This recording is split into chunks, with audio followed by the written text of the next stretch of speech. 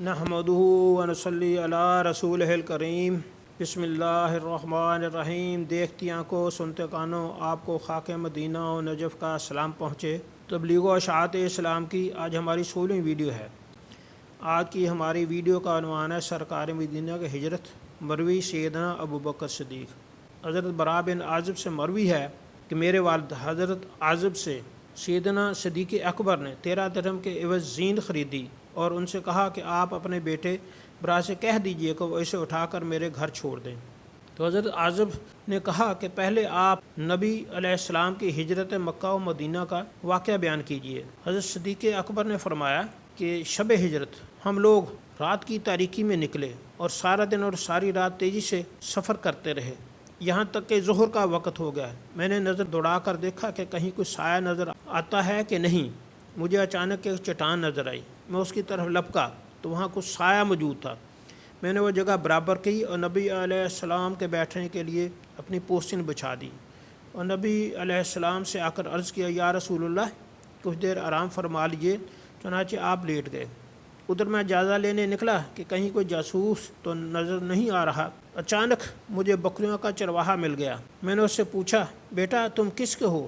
اس نے قریش کے ایک آدمی کا نام لیا جسے میں جانتا تھا۔ میں نے اس سے کہا، کیا تمہاری بکریوں میں دودھ ہے؟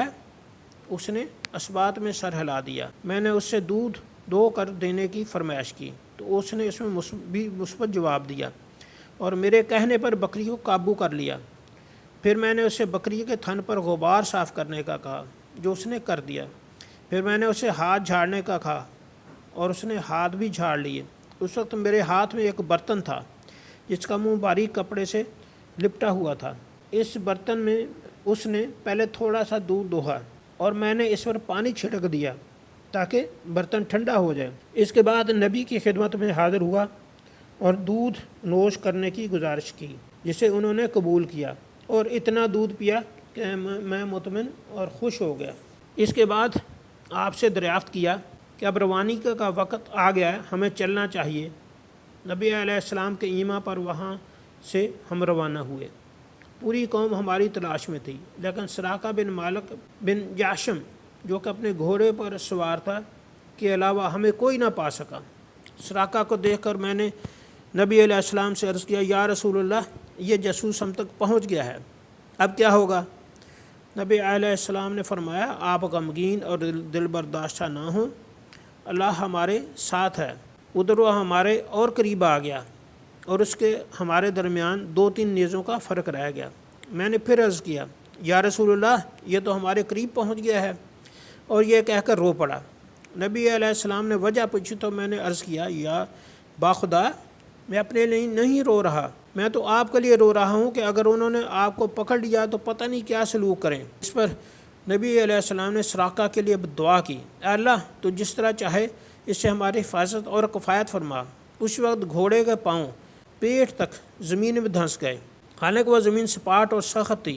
سراقہ اس سے نیچے گر پڑا اور کہنے لگا کہ اے محمد، میں جانتا ہوں کہ یہ آپ کا عمل ہے، آپ اللہ سے دعا کیجئے کہ وہ مجھے اس سے نجات عطا فرمائے، اور میں قسم کھا کر کہتا ہوں کہ آپ کی تلاش میں آنے والے تمام لوگوں پر آپ کو مخفی رکھوں گا اور کسی کو خبر نہ دوں گا، اور میرا ایک ترکش اپنے پاس رکھیں نشانی کے طور پر، اور راستے میں میرا اونٹوں اور بکریوں کا ریوڑ ہے، جو چاہے آپ اس سے لے لیں۔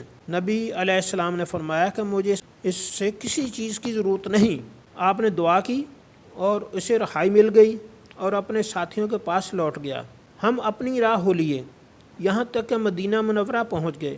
لوگ نبی علیہ السلام سے ملاقات کے لیے اپنے گھروں سے نکل آئے، کچھ اپنے گھروں کی چھتوں پر دیدار کرنے لگے۔ راستے میں غلام اور بچے مل کر زور زور سے نعرہ تکبیر بلند کرتے ہوئے کہنے لگے، رسول اللہ تشریف لے آئے، محمد تشریف لے آئے۔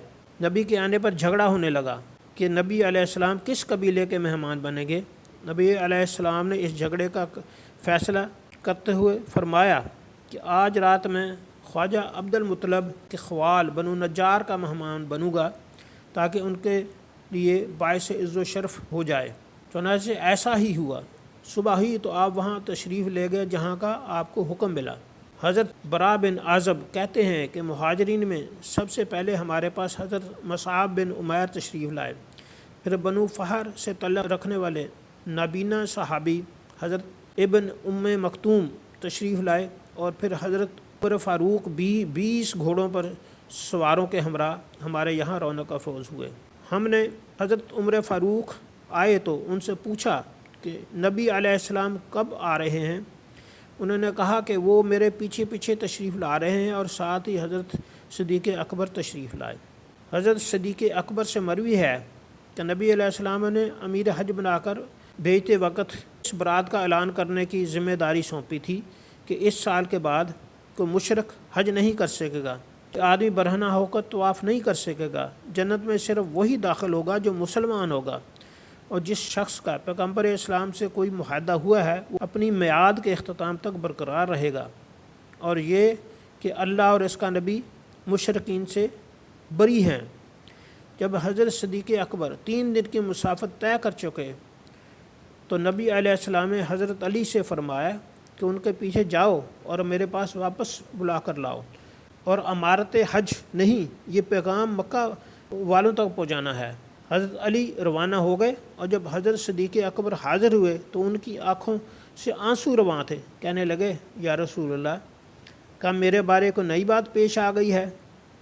نبی علیہ السلام نے فرمایا آپ بارے تو خیر ہی پیش آ سکتی ہے، اصل میں اہل عرب کے رواج کے مطابق اس بات کا کہ یا میں پہنچا سکتا ہوں یا میرے خاندان کا کوئی فرد، اس لیے میں نے یہ ذمہ داری حضرت علی کرم اللہ وجہہ کے سپرد کر دی ہے۔ مسند امام احمد بن حنبل۔ آج کے لیے اتنا ہی، اللہ نگہبان۔